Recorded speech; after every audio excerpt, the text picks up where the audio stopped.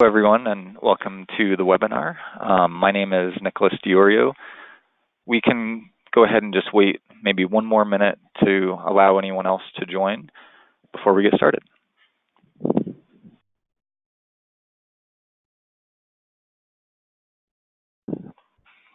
Okay, well, I think we can go ahead and get started. Again, my name is Nicholas Diorio, and my colleague Janine Freeman is also involved in this work. And today I'm going to be talking about modeling fuel cells in SAM. And so this webinar today is one of several events for the SAM tool that we've held over the last few months.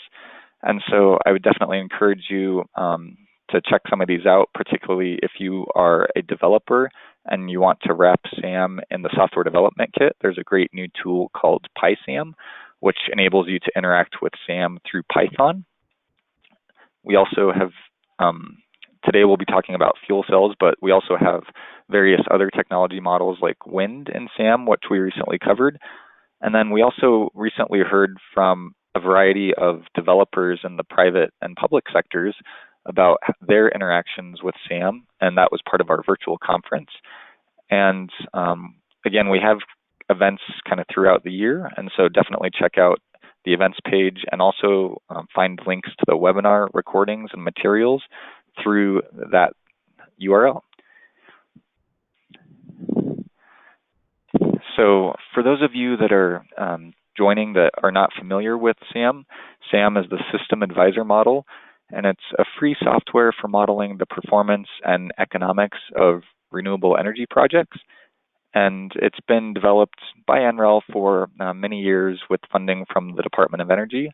And we also recently open sourced SAM, so you can view all the SAM source code and also contribute to the SAM source code via GitHub. We support 3 different operating systems, Windows, Mac, and Linux. And typically there's been one new version of SAM that's released per year, but the open source is always evolving, and so you can always build the latest version. And then as I mentioned before, we provide a software development kit, which enables you to use SAM as a backend for your product or business. If you just simply want to calculate PV production or the solar position, instead of recoding those algorithms, you can use them directly through our API. And then we provide support via our forum, and definitely encourage you to reach out. The version that I'm going to be demonstrating later on in the broadcast can be downloaded through this link here. And so I'll leave this up just for a minute, but this beta version was built in July and contains many of the new features that will be released in the new version.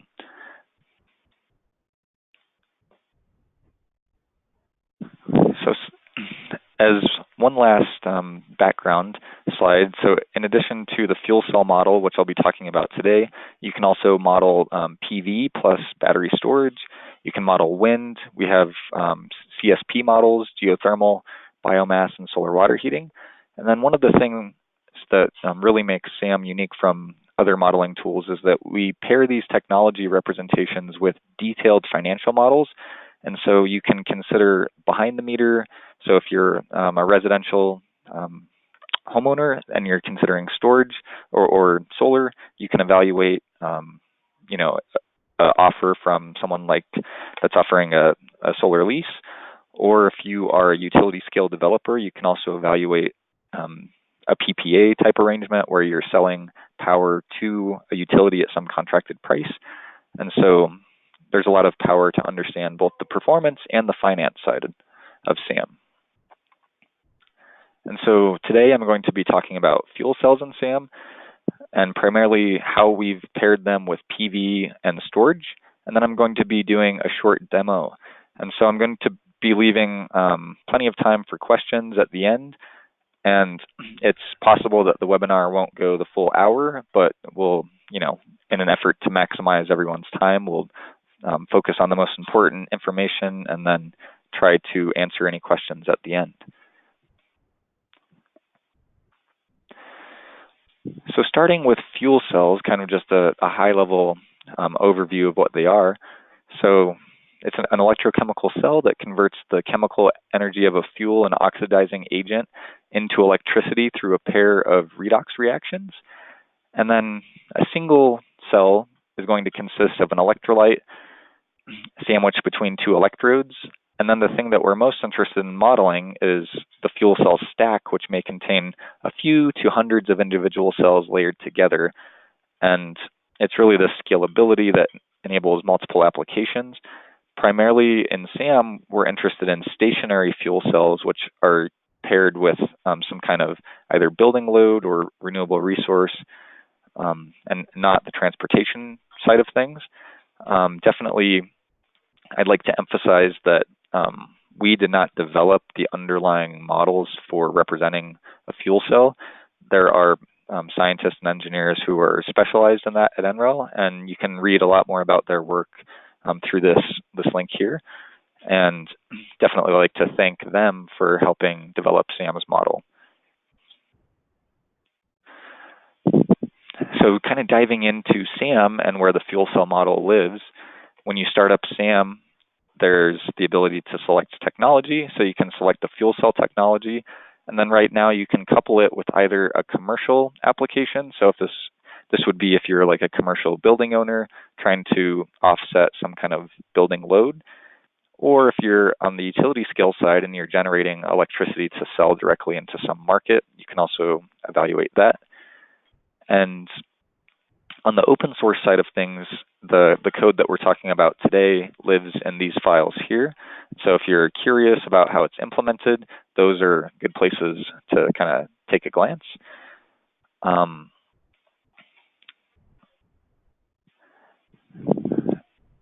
And so what can you do to represent a fuel cell in SAM?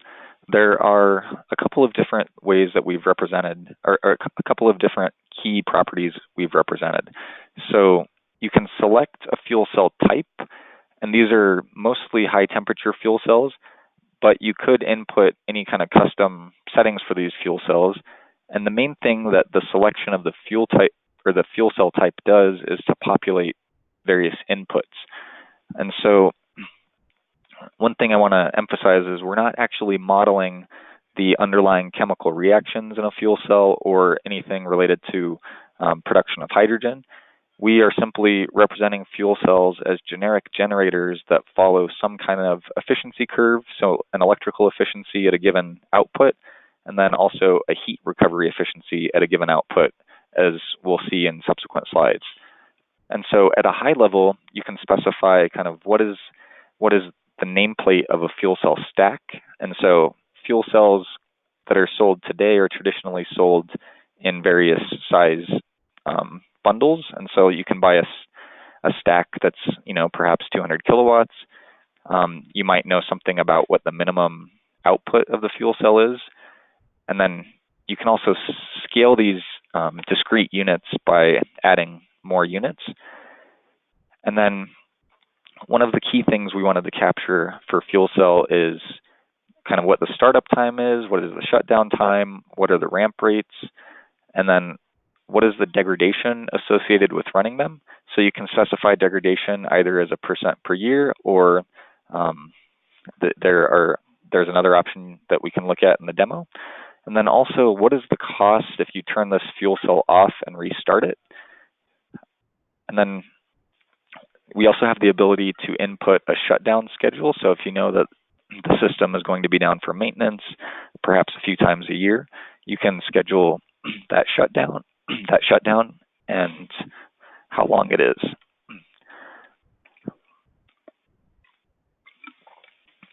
And also the default values in SAM are populated from another model and through correspondence with other experts. So as I mentioned on the last slide, the main representation of a fuel cell is done through these efficiency curves. And so at a certain % of the nameplate power rating, there's an electrical efficiency curve and then a max heat recovery curve. And so there's some optimal efficiency and some optimal heat recovery. And then you can also specify the fuel properties of the input for the fuel cell and whether or not there's fuel that's limited, such as if it's stored in some kind of limited storage tank, or you can also assume that you have an unlimited supply via some kind of pipeline. And then a lot of the interest in the actual operation of the fuel cell is how do you run it? What is the strategy? Many fuel cells have traditionally run just at some kind of fixed output, and so that's the first dispatch option, where you would simply specify to run the fuel cell at some percentage of the nameplate. We also implemented the ability to follow the electric load, and so if you have a changing electric load, you can tie the fuel cell to that load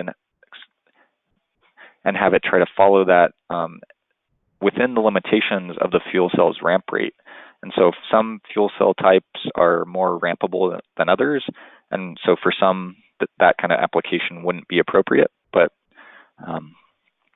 it's a space to explore.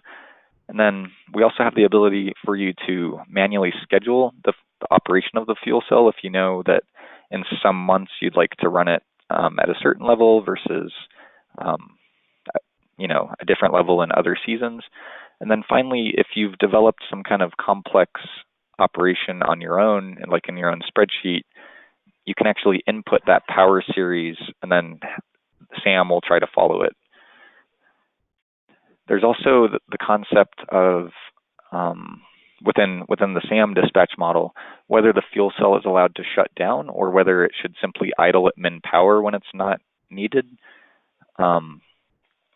And so the important distinction there would be, as an example, if it's trying to follow the electric load, but the load dips below the fuel cell output, this option would allow you either to shut down the fuel cell in that case or just idle it at the min power. And the main implications around that decision would be, are there degradation or other considerations? And so in the bottom here, I've shown two plots. One is the fixed output and one is the load following, where the orange line is the electric load, the red line is PV, and then the blue line is the fuel cell. And so you can see PV meets the load during this portion of the day, and then during this portion, the grid would be meeting the load, and then at this point, the fuel cell is completely started up, and so can start meeting the load. And so we'll see a little bit more of that operational behavior a little later on. As I mentioned before, we have the ability to consider fuel cell degradation. And one of the most important implications of this degradation is the lost revenue due to any kind of value stream that you're trying to capture with the fuel cell, and whether or not there are out-year O&M costs that are going to affect your cash flow. And so we have the ability to consider whether or not you want to replace the fuel cell at a certain point in time after it's degraded, perhaps 50% of its nominal value. Or you can also replace at a specified schedule if you know, for instance, that you want to augment the stack every 10 years or 5 years or something. And it's also worth noting that if you're an end user fuel cell buyer, it's likely that the manufacturer or the vendor of the fuel cell is going to be doing this internally through some kind of service agreement. And so you might not have those kind of details, and so you might just simply want to turn the degradation to zero and assume that the initial capital costs fully encapsulate all of the maintenance that is going to happen on that fuel cell.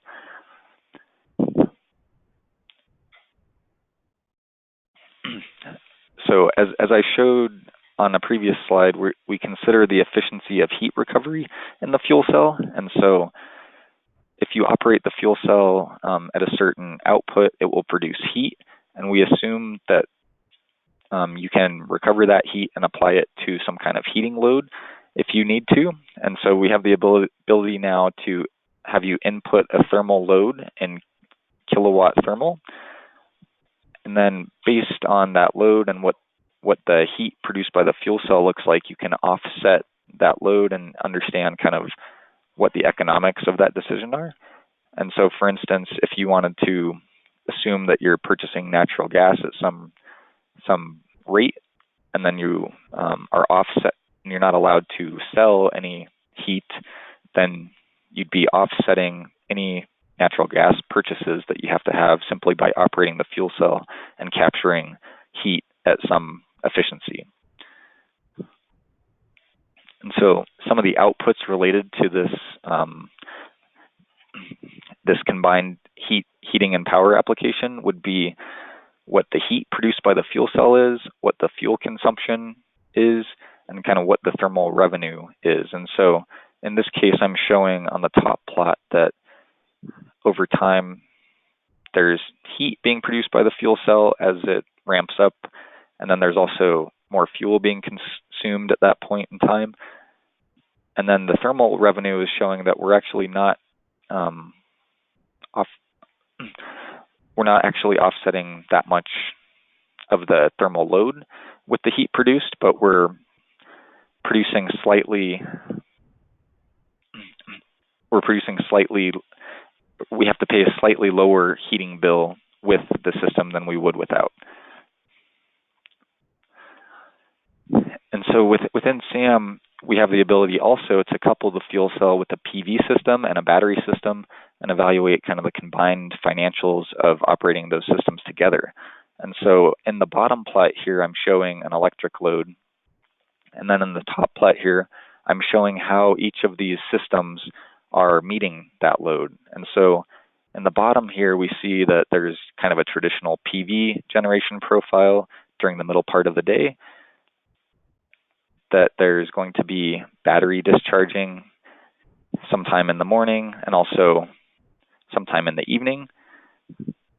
We're meeting some of the load with fuel cell, and then we're meeting the rest of the load with the electric grid. And the way that we kind of model this interaction in SAM is we run these models serially, assuming that PV is the most inflexible of these resources and simply is producing power according to the incidence. And then the fuel cell has some flexibility, but is mostly a generator with some limited ramping ability. And so we use the PV model to first offset the load, and then the fuel cell can operate on the resulting net load. And then the battery is the most flexible resource, and so it will dispatch on the net load of those two. And then finally, the grid is going to have to make up the remainder. If you're not familiar with SAM's battery model, we have a few different ways that you can operate that. And so I just wanted to point out for behind the meter, we have the ability to do things like peak shaving for demand charge reduction. And so on this top left plot, I'm showing the power to load from the grid, and you can see that it's fairly flat. And that's due to the battery dispatch here, where it's discharged some in the morning and in the afternoon to shave peaks. And then the corresponding demand charge savings is in the bottom left plot, where we're seeing significant savings due to demand charge reduction. There's also the ability to again manually dispatch the battery, and in this case, we're seeing that you can discharge the battery during these peak energy hours, and then significantly offset energy charges, which are varying with time of day. There's some slightly more sophisticated options for utility scale plants, where the battery controller will actually take in the energy price or the market price and do a look ahead and try to intelligently charge and discharge the battery to maximize energy revenue. And so this is an example where we have a price signal in this green dashed line. And so you can see that it peaks at a certain point in the day and goes back down. And so during that peak, the battery controller has identified that the price is peaking and that it should discharge the battery to try to maximize that. And then during the low energy price period, it's charging from the grid. And so there's also some options for DC coupled systems to capture otherwise clipped energy from the PV system, but we don't have to we don't have to address that today.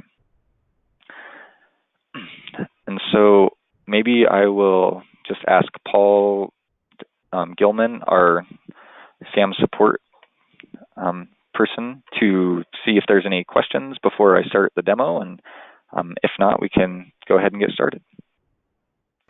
Yeah, thanks, Nick. There's just one question that I went ahead and answered about whether the model is available in SAM. And so I just mentioned that it's available in the beta version, and I provided the download link to the beta version in the chat box. Okay. And should be available in the next release, I believe. Yes, that's correct. Yeah, this is slated for the next release, which will be happening, I believe, sometime in October. So yeah, it should be right around the corner. Well, great. With that, I will go ahead and move to a quick demo. Sorry, there's just one more question that came in. Sure. What is the typical business case for a fuel cell? Why would you look at a fuel cell over other long duration storage options? Yeah, I mean, that's certainly a good question. I think there are potentially a couple of use cases. One would be if you have kind of the need for both combined heat and power. And so if you have heating loads that you can offset with the fuel cell as well as electricity generation, I think that's going to make an impact. And then I think there's potentially some more complex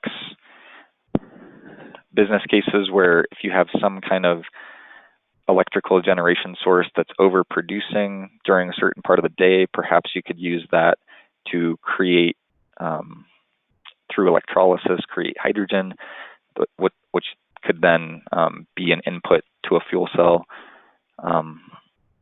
There's also more remote locations where you might not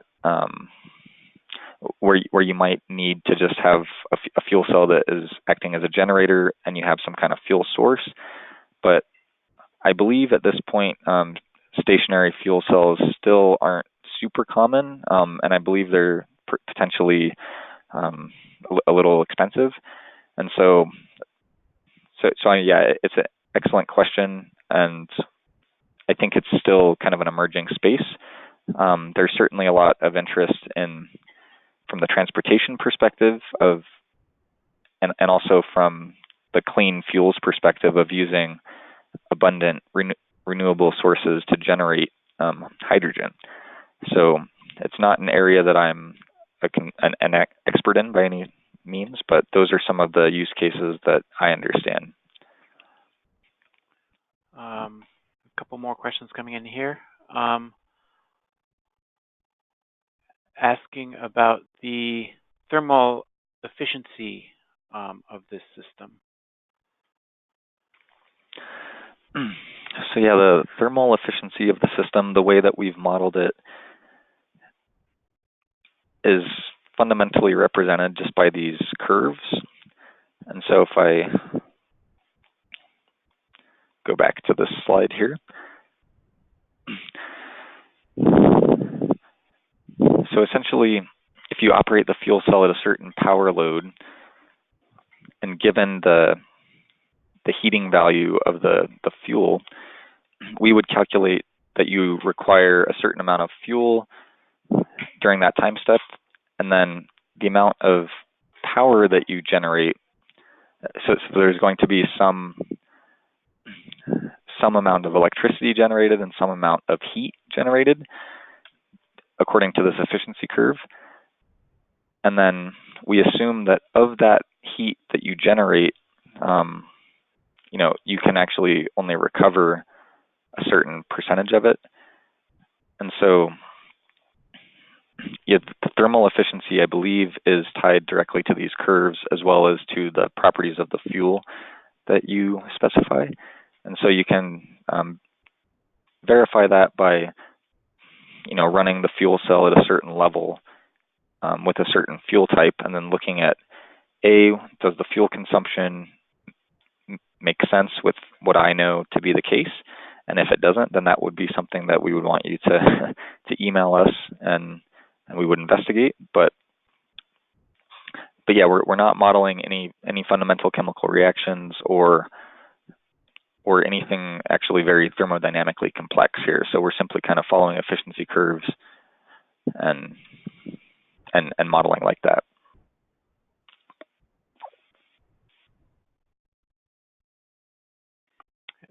Thanks. I don't see any other questions. Okay, great. In that case, yeah, I'll go to the demo. And so here I've opened up the version of SAM, which I had a link to earlier in the webinar. And so this is a pre-release version of SAM.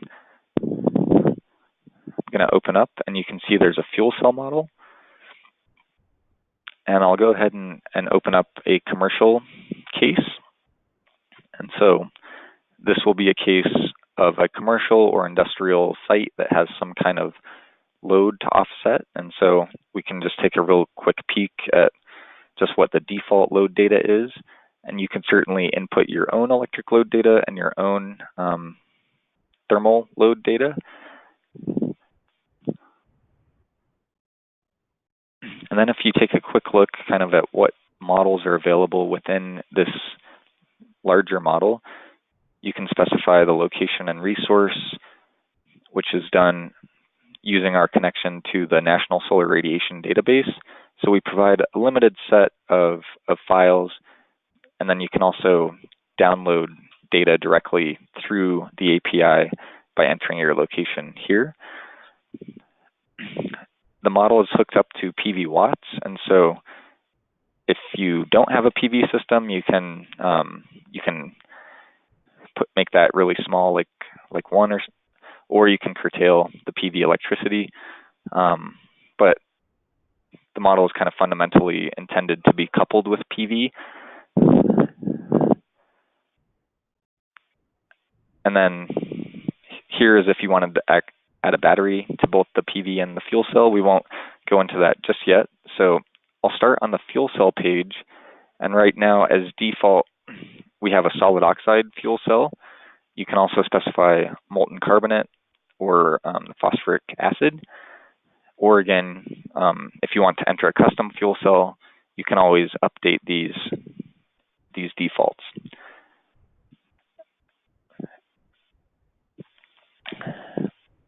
And so if we look at the electric load again, we can see that it's peaking around 1,700 kilowatts.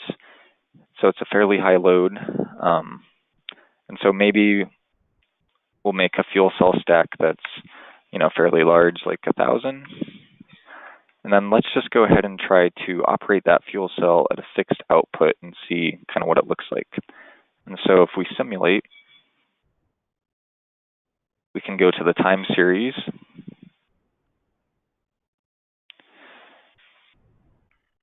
And then here on the right-hand side are all the variables that you can view via the time series viewer.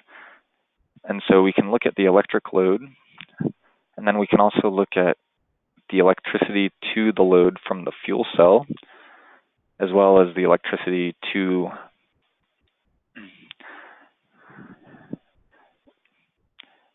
electricity from the grid, I believe. Yes. And so one thing that I want to point out here is that there's certain, so as in the beginning part of the year, the fuel cell is ramping up and eventually starts to ramp up. And then in day 3, you can see that the fuel cell is actually at its peak output. And actually, if I also plot the electricity just from the fuel cell, you can see that some of the fuel cell's output is going to the load during these times, but in times when there's not enough load to meet, then any excess generation would be being exported to the grid. And so that's just an example of how you can kind of figure out what's going on. There's also, if I wanted to look at more of the thermal side of the system, we can look at the fuel consumption as well as the heat. And so they're very similar profiles, and simply because as you run the fuel cell at a certain level, it's proportional to the amount of fuel that you consume and subsequently the amount of heat that is being generated. And then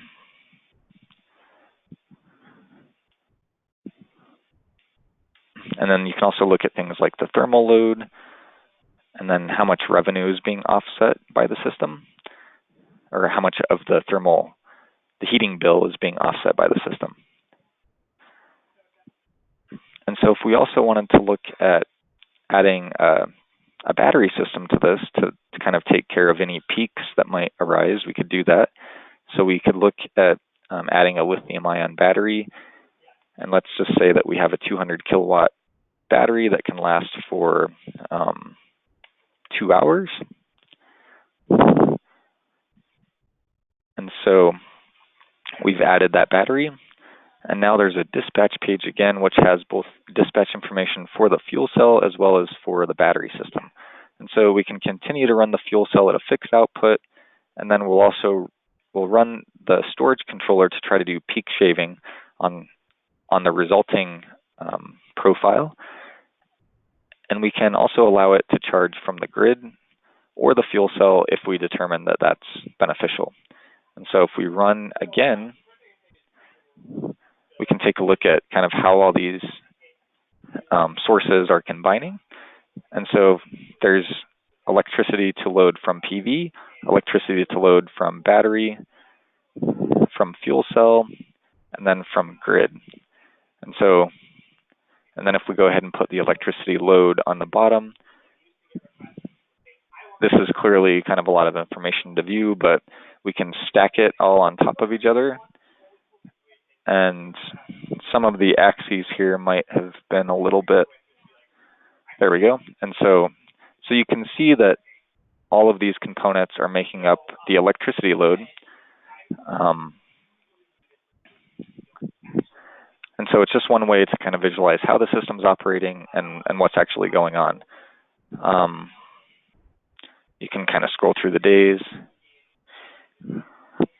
and see that there's certain periods of time where the battery's operating, and otherwise it's just deciding that it's not worth even trying to shave the peak anymore. So the one other thing that I will demonstrate is just how to input the system cost for the fuel cell. So we have an input page for fuel cell direct capital costs, and so this is on a dollars per kilowatt basis.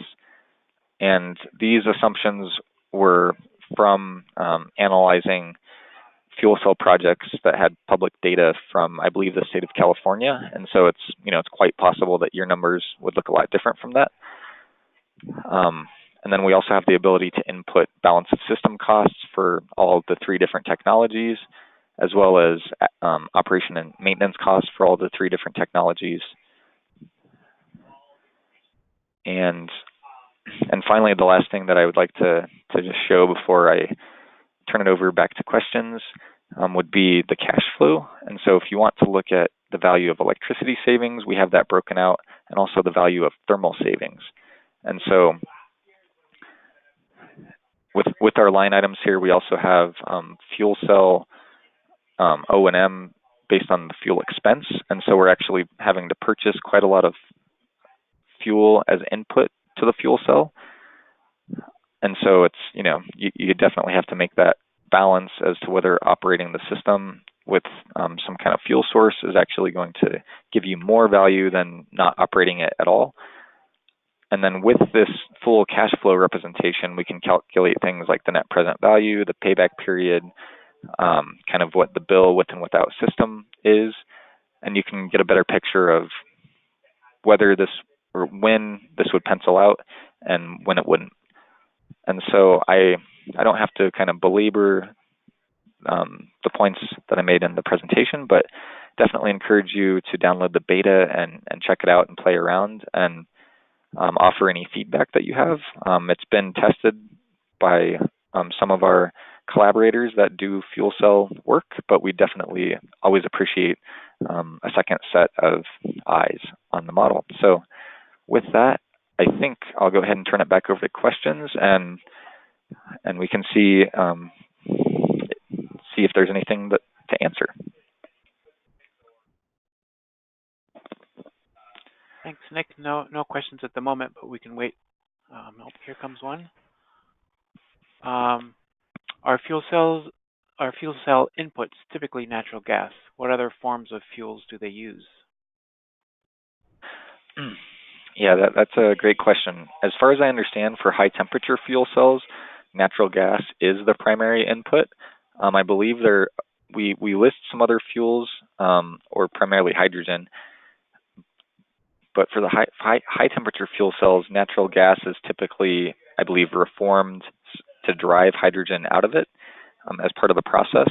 And I'm not aware that it's possible that there are other fuel sources that can be inputs to a fuel cell, but there is a process to take that fuel and then derive the actual hydrogen input required to operate the fuel cell. And so I'm not a fuel cell chemistry guy or really deeply into the technology, but the model is assuming that we're not modeling anything about the reforming process or the process to take fuel and turn it into the actual input used in the cell. And so we're kind of abstracting that out and assuming that through these efficiency curves that you can capture that process. But yeah, as far as my understanding is, natural gas is the primary input for the high temperature stationary fuel cells.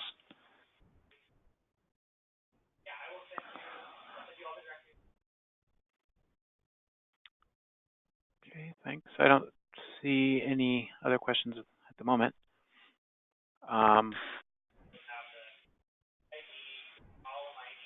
Okay, great. Well, yeah, we can wait maybe just another minute or two, and then if folks have questions, they can always, or if you have questions after this webinar, we definitely encourage you to go on the SAM support forum and post your question. And we will also, again, post a link to this recording on the SAM website, or through the SAM website, and make it available. Here's a question. What is the cost effect of fuel cell to LCOE? Yeah, that's a good question. So, I mean, the levelized cost of energy is simply a representation of, given the total life cycle costs of operating the system and purchasing the system versus the amount of energy that you cycle through the system. And so if it takes you $100 of investment to generate 100 kilowatt hours of electricity, then you have a $1 per kilowatt hour LCOE. And so for a fuel cell, the calculation would simply be, again, what is the total cost of the system, and how much does it cost to operate, divided by kind of the total amount of energy produced by the fuel cell. And so that's something I think that should be captured. The LCOE that we report here would be kind of the combined LCOE of all technologies, and so we would be taking the full cost divided by kind of the annual energy output by the system, and that would derive kind of the combined LCOE. But if you wanted to evaluate any of these technologies individually, you'd basically just have to isolate their costs as well as their energy production to understand kind of what the breakdown in LCOE between technologies is. And for things like fuel cells or batteries, LCOE might not be the best metric, but it is definitely a useful metric for comparing kind of the value proposition of different technologies.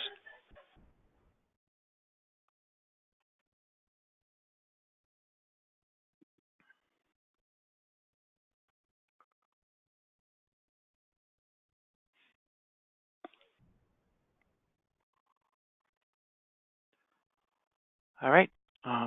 Not seeing any other questions. Okay, great. Well, we can go ahead and wrap up the webinar. Definitely like to thank everyone for joining. And again, if you have further questions, please go ahead and go to the SAM website and look for our support forum. And we definitely look forward to hearing about your experience with this new model and look forward to hearing from you. So thank you again. Great. Thanks, everyone, and have a great rest of your day. I'll end the session. Goodbye.